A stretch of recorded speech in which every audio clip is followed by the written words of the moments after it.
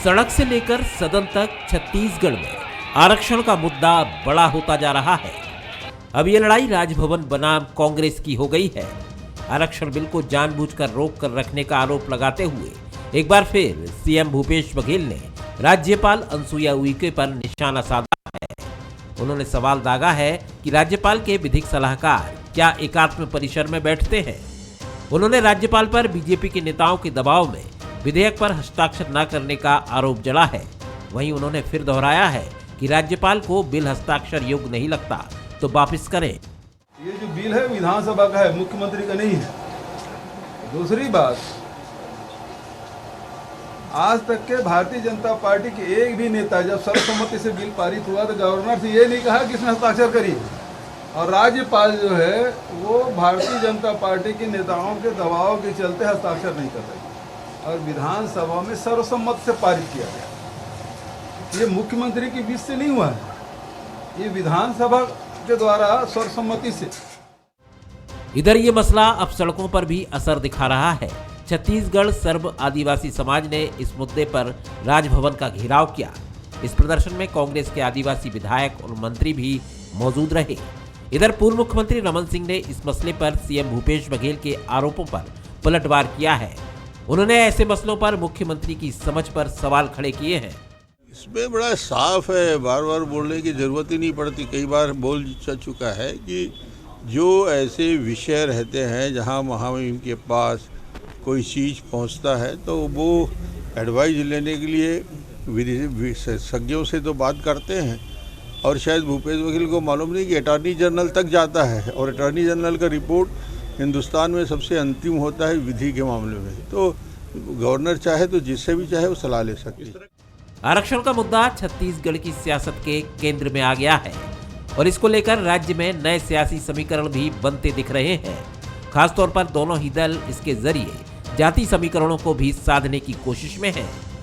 कुल मिलाकर राजभवन में थमा आरक्षण विधेयक उस मल्टी बैरर लॉन्चर की तरह हो गया है जिससे एक साथ कई निशाने साधे जा सकते हैं।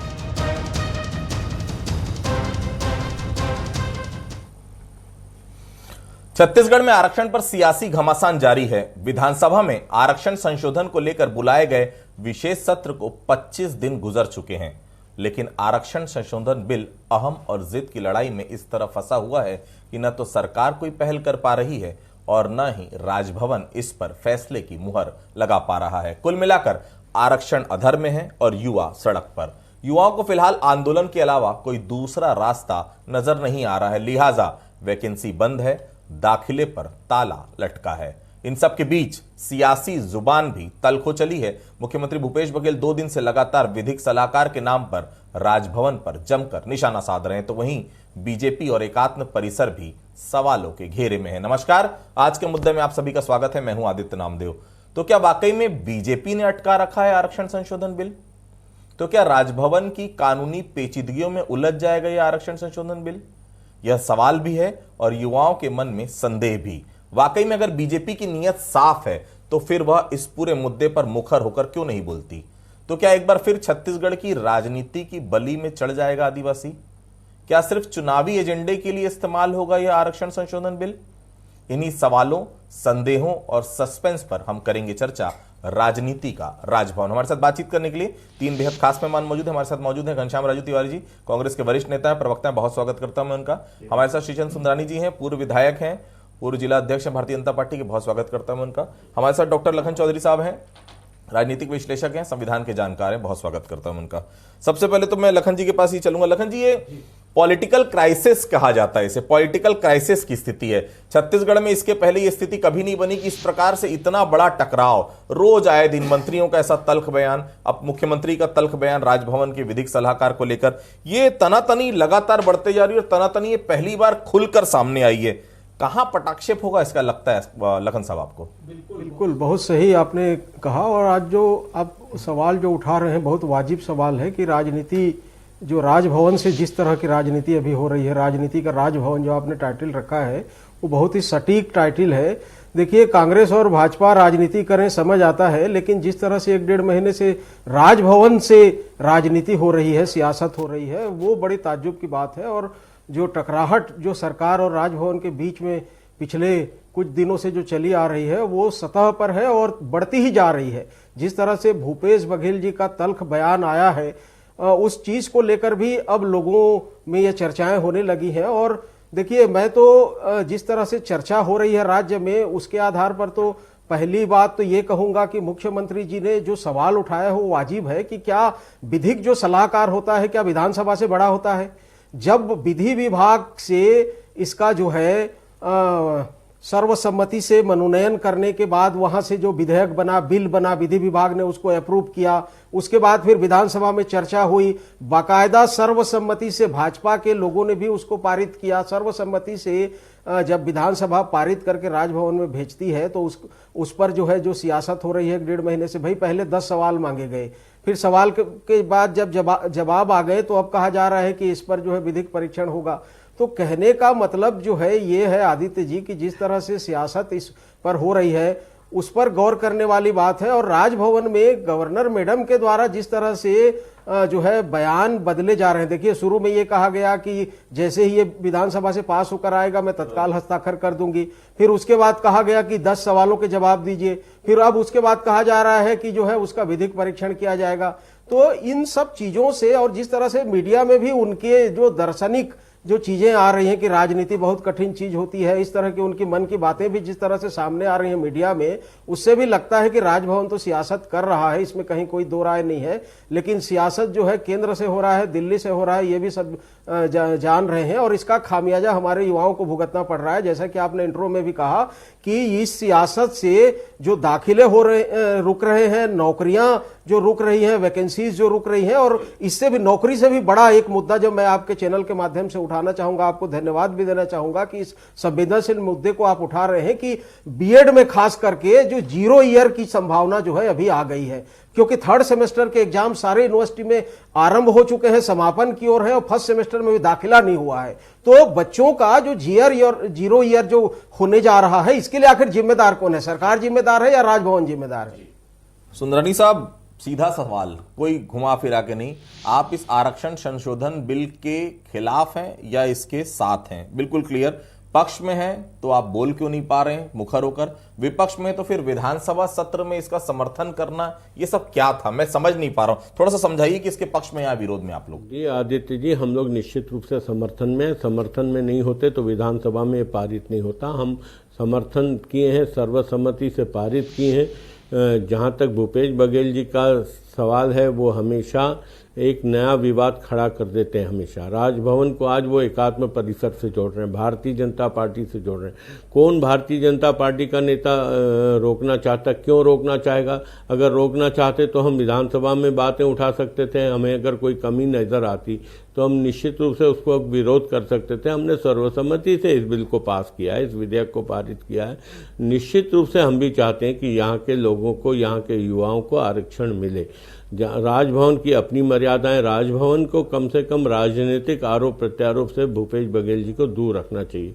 आए दिन कांग्रेस के नेता या तो मोदी जी को निशाना बनाएंगे, अमित शाह जी को निशाना बनाते हैं, अब राजभवन को निशाना बना रहे हैं, कहीं ना कहीं अपनी विफलताओं को छुपाने के लिए हमेशा कंट्रोवर्शियल स्टेटमेंट जारी करते हैं और वे यही काम कर रहे हैं, जनता को भ्रमित करने का काम कर रहे हैं। सर्व आदिवासी समाज हो या पिछड़ा वर्ग के लोगों के बीच में एक भ्रम फैलाने का काम कर रहे हैं कि भारतीय जनता पार्टी आरक्षण की विरोधी है। भारतीय जनता पार्टी आज देश के 15 राज्यों में सरकार चला रही, केंद्र में सरकार है। किसी भी राज्य में आरक्षण का विवाद भारतीय जनता पार्टी ने खड़ा नहीं किया, बल्कि सभी राज्यों में स्मूथली सबको आरक्षण का लाभ मिल रहा है। यहाँ जो सरकार की कहीं न कहीं कोई बात होगी, विदेश सलाह की बात कर रही हैं गवर्नर साहब, तो निश्चित रूप से उनका ये अधिकार भी है और वो सब तरफ से निश्चिंत होके काम करना चाहती हैं ताकि ये विधेयक भी पूर्व के विधेयक के जैसा अदालत का अखाड़ा न बन जाए, यह अदालत में न रुके। राज्यपाल महोदय के हस्ताक्षर के बाद अगर ये मामला अदालत में रुकता है तो कहीं न कहीं राज्यपाल महोदय जी की भी प्रतिष्ठा पे आंच आती है। तो मेरे ख्याल से कहीं न कहीं वो अध्ययन कर रही होगी, विशेषज्ञों से राय मशविरा कर रही होगी और समय आने पे कर देगी। इतना इतना हाई तौबा मचाने की आवश्यकता क्या? क्यों राजभवन को विवाद के घेरे में ला रहे हैं? बार बार राजनीतिक आरोप लगा रहे हैं। एकात्म परिसर से उनके क्या संबंध है पूछा जा रहा है। कहीं न कहीं राजभवन की गरिमा को नष्ट करने का प्रयास कर रहे हैं। भारतीय जनता पार्टी ने कभी भी इन संवैधानिक पदों को कभी विवाद में नहीं लाया। घनश्याम जी, 3 जनवरी को बड़ा प्रदर्शन है आप लोगों का, और आज का भी जो प्रदर्शन था कहीं ना कहीं कांग्रेस प्रायोजित ही था। आप लोग लड़ाई किससे कर रहे हैं, ये थोड़ा सा क्लियर बताइए। राजभवन से लड़ाई है कि भारतीय जनता पार्टी से लड़ाई? घनश्याम जी देखिए अजीत जी, सीधी बात सीधा सवाल, लड़ाई है आदिवासियों के आरक्षण की, लड़ाई है ओबीसी वर्ग के आरक्षण की। और जिस प्रकार से आरक्षण का विवाद भारतीय जनता पार्टी के कार्यकाल से 2012 से पैदा हुआ और न्यायालय में 2018 तक रहा, 6 साल इन्होंने दलील प्रस्तुत नहीं करी, जबकि उस समय 58% का विषय था। तो इनकी गलतियों का खामियाजा आज आरक्षण का विवाद इस प्रदेश में निर्मित है, पहली चीज। दूसरी बात, मुख्यमंत्री जी ने इस बात को कहा कि राजभवन या महामहिम एकात्म परिसर से मैसेज ले रहे हैं। इसका बहुत सीधा आशय मैं बता रहा हूं। पिछले 1-1.5 माह से जब से आरक्षण का विषय आया आदित्य जी, और जहां भी इसमें भारतीय जनता पार्टी ने राजनीति करने की कोशिश की, चाहे वो विधानसभा के सत्र के दरमियान की बात करें या राजभवन को लेकर, राजभवन में भारतीय जनता पार्टी के लोग गाहे बगाहे मुंह छिपाकर अन्य संस्था, अन्य जाति वर्गों के साथ पहुंचकर वहां विधेयक पर साइन, हस्ताक्षर न करने की भी गुहार लगाते हैं। यह प्रमाणित है। और सबसे बड़ी बात यह है कि राजभवन को राजनीति का अखाड़ा कौन बना रहा है? भारतीय जनता पार्टी बना रही है, वहां के बयान बना रहे हैं। और जैसा कि डॉक्टर लखन चौधरी जी ने कहा, मैं उनकी बात से पूरी तरह से सहमत हूं। इसलिए सहमत हूं, उन्होंने कहा कि प्रदेश का भविष्य का सवाल है। देखिए, भारत के संविधान में आदित्य जी, राज्यपाल प्रदेश का प्रथम नागरिक होता है और निश्चित ही राज्य की जनता के हित की चिंता करना भी उनका कर्तव्य है। और आज जिस प्रकार से 2 दिसंबर से आरक्षण संशोधन बिल विधानसभा से राजभवन पहुंचा है, आज इतने दिनों में जो परिस्थितियां इस प्रदेश में निर्मित है, युवाओं के भविष्य का सवाल है, शिक्षा का सवाल है, तमाम चीजें हैं। और महामहिम जी ने क्या कहा कि आरक्षण संशोधन बिल आएगा, मैं तत्काल हस्ताक्षर करूंगी। फिर उन्होंने कहा मुझे 10 सवाल के जवाब दे दिए, सरकार ने उन 10 सवालों का भी जवाब दे दिया। अब वो कहती कि मैं इसमें परीक्षण करूंगी।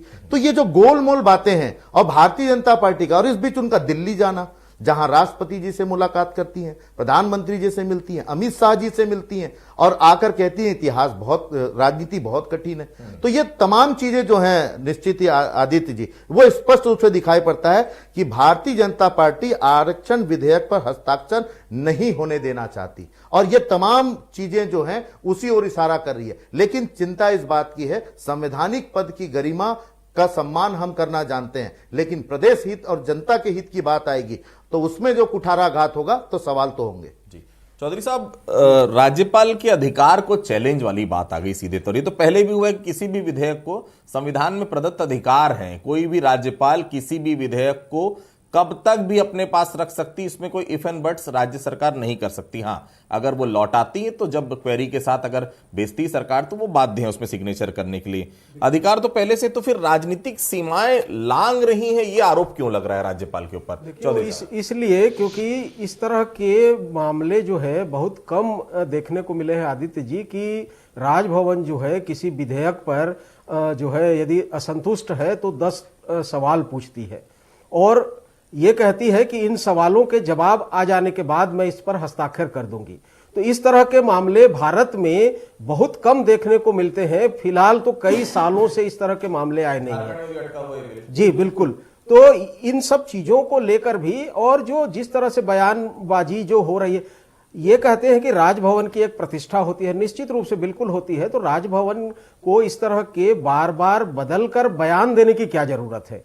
भाई, राजभवन के पास तो सर्वाधिकार सुरक्षित है, वापस कर सकती है, बिल विधेयक को वापस कर देना चाहिए। राज्यपाल से जो है, ये राजभवन से ये आता है कि राष्ट्रपति से मिलने जाना है, गृह मंत्री से मिलने जाना है। तो इस तरह के जो चीजें हो रही हैं कि फिर कहा जा रहा है कि राजनीति बहुत कठिन होती है। तो जिस तरह से राजभवन के या गवर्नर मैडम के जिस तरह से बयान आ रहे हैं मीडिया में, उसमें भी राज्य में चर्चाएं हो रही है कि ये जो सियासत है वो सियासत अभी राजभवन से हो रही है। और देखिए कि आज जो है सर्व आदिवासी समाज जब मिलने गया तो उससे भी मिलने से जो है राजभवन में मैडम ने इनकार कर दिया। मतलब उनको उनको खाली हाथ वापस आना पड़ा। तो इसके बाद और सियासत तेज होने वाली है। 3 तारीख को जो है महारैली होने वाली है, उसके बाद सियासत तेज होने वाली है। अब सुप्रीम कोर्ट में ये जनवरी महीने में इस पर क्या डिसीजन होता है, अब तो सारा खेल ये लगता है कि सुप्रीम कोर्ट के निर्णय के बाद ही जो है इस पर कहा जा सकेगा कि अब गवर्नर जो है इस पर हस्ताक्षर करेंगी या नहीं करेंगी। तो कुल मिलाकर अभी और बड़ा सवाल था जो जहन में कल रात से कौन रहा है कि राज्यपाल होती कौन है। राज्यपाल होती हैं उस सरकार की मुखिया, राज्यपाल संवैधानिक प्रमुख होती, राज्यपाल वो होती हैं जो अपने मंत्री और मुख्यमंत्री को पद और गोपनीयता की शपथ दिलाती। मतलब ये सरकार, आप माने या ना माने, चाहे कांग्रेस माने या ना माने, बीजेपी, ये एक सरकार राज्यपाल की सरकार है। फिर राज्यपाल के खिलाफ तलखी ये जा कहां रहा है छत्तीसगढ़ की राजनीति। बिल्कुल, देखिए जब गवर्नर का जो है संबोधन होता है तो वो कहते हैं कि मेरी सरकार, तो ये तो तय है कि सरकार उनकी है। लेकिन देखिए पिछले कुछ सालों से कहा जाए, या हालांकि ऐसा नहीं है कि ये एकाएक पिछले कुछ सालों में, मतलब 2014 के बाद ही इस तरह से सरकारों और राजभवन में टकराहट हुई, पहले भी टकराहट होती थी। लेकिन जिस तरह से टकराहट बढ़ रही है, इसका साफ साफ संदेश है कि आने वाले विधानसभा चुनाव में जो है इसका लाभ जो है लेना चाहते हैं। देखिए इसमें आदित्य जी की आदिवासी आरक्षण से ये विधेयक यदि लटकता है या पारित होता है तो इससे कांग्रेस को जो नुकसान फायदा होना है वो तो होगा ही होगा। लेकिन मुझे लगता है ज्यादा नुकसान जो है भाजपा को होगा, क्योंकि ओबीसी आरक्षण जिस तरह से इसमें बढ़ाया है कांग्रेस सरकार ने, और यदि ये लटकता है, पारित नहीं होता है आगामी चुनाव तक, तो ओबीसी वर्ग में जिस तरह से भाजपा के विरुद्ध में जो एक तरह से मन बन रहा है कि भाजपा जो है ओबीसी विरोधी है, तो इस तरह की जो बातें अब सतह पर सामने आने लगी हैं, तो इसका खामियाजा कहीं चुनाव में भाजपा को न भुगतना पड़े। कौन खामियाजा होगा। लेकिन ये आप बताइए कि जो 58% अगर आरक्षण असंवैधानिक, तो 76% संवैधानिक कैसे हो जाएगा। क्या ऐसा नहीं लगता कि इनमें से कोई भी शख्स, चाहे वो ओबीसी का हो, चाहे एससी का हो, चाहे आरक्षण वाला जो मामला अटका हुआ आदिवासी समाज का हो, कोई भी अगर कोर्ट चले गया तो ये औंधे मुंह गिर जाएगा पूरा विधेयक? नहीं, निश्चित रूप से बिल्कुल बिल्कुल। देखिए झारखंड का और कर्नाटक का मामला अभी भी पड़ा हुआ है, पेंडिंग है। तमिलनाडु का मामला चूंकि जो है वो केंद्र के पाले में है, इसलिए ज्यादा चर्चा कर्नाटक और झारखंड के मामले पर हो रही है। तो निश्चित रूप से आपकी बात जो है सही है कि कोर्ट में यदि जाता है तो इसीलिए तो हमने कहा कि सुप्रीम कोर्ट अभी इस पर क्या निर्णय देती है, सबकी निगाह उसी में है। ठीक।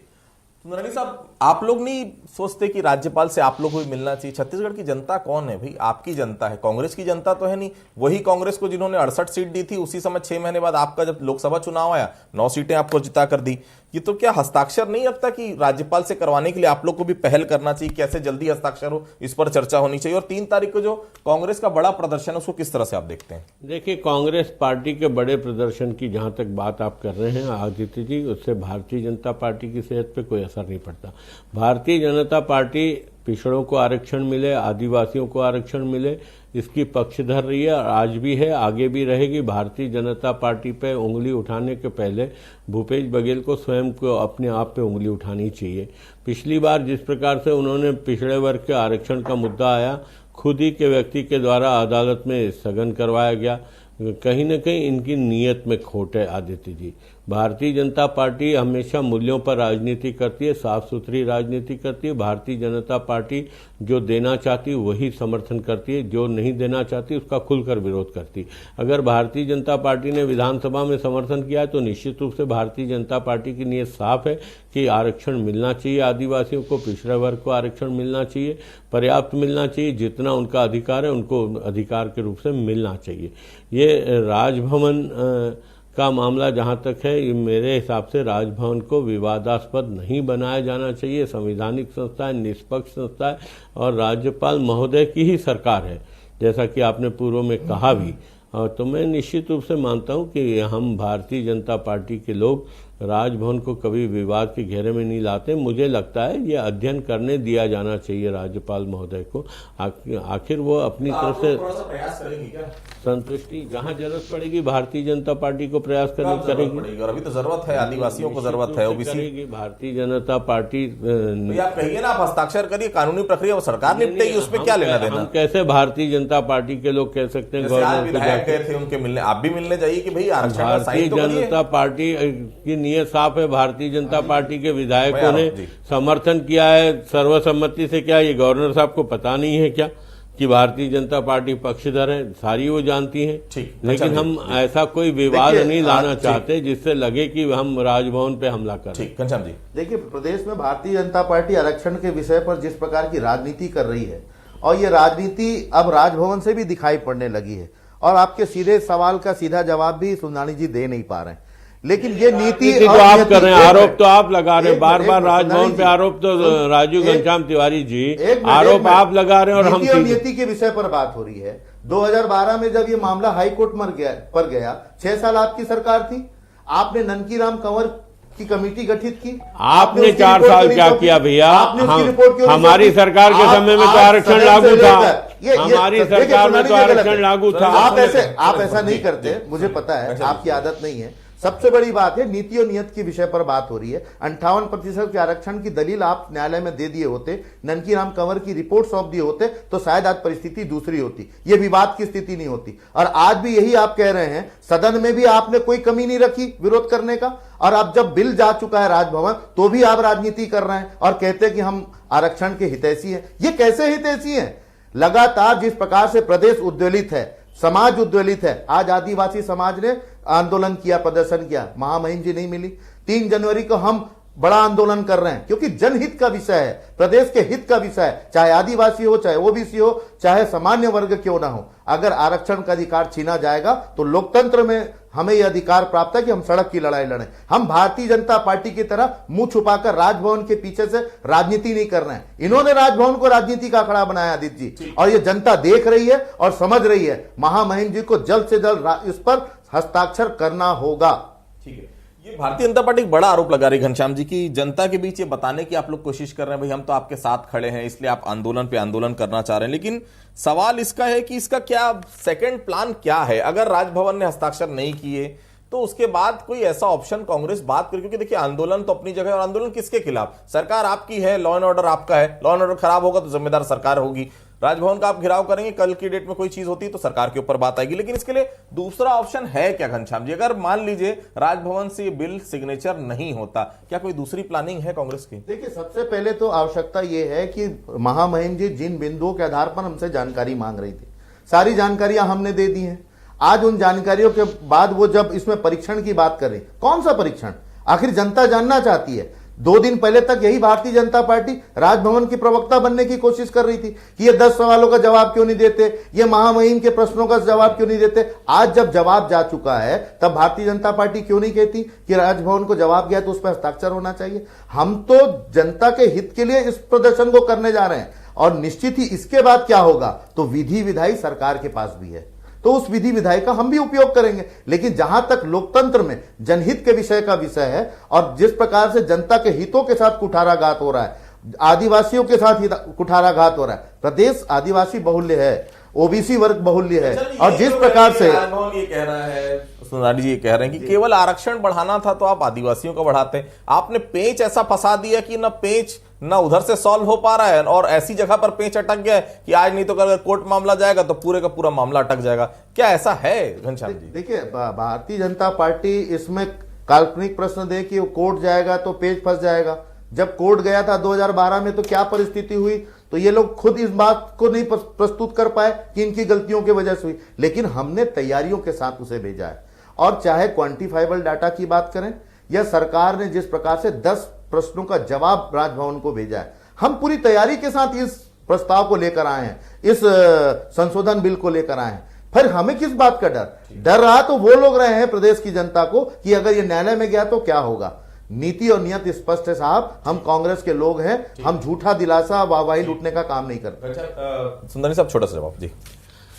देखिए, राजू घनश्याम तिवारी जी ये बात कर रहे हैं कि हम झूठा कोई काम नहीं करना चाहते, तो इनका तो इतिहास रहा है, ये हर मुद्दे पे सिर्फ अपनी उपस्थिति दर्ज कराना चाहते हैं। इनकी नीयत कभी साफ नहीं रही। 36 वादे इन्होंने किए, 6 आप वादे पहुंच जाइए राजभवन एक बार, बड़ा ये दिल वादे लेकर पूरे इस नहीं पे किए। हस्ताक्षर कर गवर्नर साहब को दीजिए। विवाद के घेरे में राज्य के लाना युवाओं का विषय कहीं है, न राज्य कहीं के छत्तीसगढ़ शैक्षणिक की राजनीति में संस्थाओं एक का विषय है, नया प्रदेश बात के हित का विषय सुनने है, को मिल प्रदेश रही के है। अधिकार का आज विषय है। तक आप एक बार राजभवन पहुंच जाइए, 15 साल तक लेकिन आप सरकार में पीछे रहे, से अपने कार्यकर्ताओं 10 को साल राजभवन जरूर तक भेजते हैं, यूपीए की सुनाने गवर्नमेंट रही और हमारी कहते हैं कि सरकार। हमारी आदत है हमारे झूठ बोलने 15 साल के अच्छे दिनों के कार्यकाल वायदे में किसने रमन किए सिंह जी थे? के कार्यकाल महंगाई में दूर 10 करने की साल बात तक किसने यूपीए की की थी? सरकार रही, तो हमने झूठे लोग किसी कौन है? गवर्नर ये पे देश उंगली देख नहीं रहा उठाई है। थी, आपको हमने कभी आईना देखने राजभवन की को आवश्यकता विवाद का है, मुद्दा सुनानी नहीं जी। बनाया था। 2014 ये से लगातार लेकर राजभवन इन को मुद्दा बना रहे, 2022 तक राजभवन को आपने विवाद देश का को मुद्दा बर्बादी बना रहे। की ओर कहीं ढकेला न है। कहीं आज संवैधानिक संस्थाओं को इनका आपने जो कटघरे पर पिछला खड़ा किया आचरण है, है वो संविधान की धज्जियां उड़ाने साफ का काम दिखता आप है लोगों ने कि किया। सिर्फ पूरा घोषणा देश करते हैं, आज भय जनता के में वातावरण में संदेश जीने देने को का मजबूर काम है, करते हैं, सिर्फ आपकी लेकिन बड़ी बड़ी आरक्षण बातों से देना नहीं और झूठे चाहते। वादा खिलाफी के चलते। देखिए, जनता देख रही है, आरक्षण संशोधन बिल पर हस्ताक्षर अब तक नहीं हुए हैं।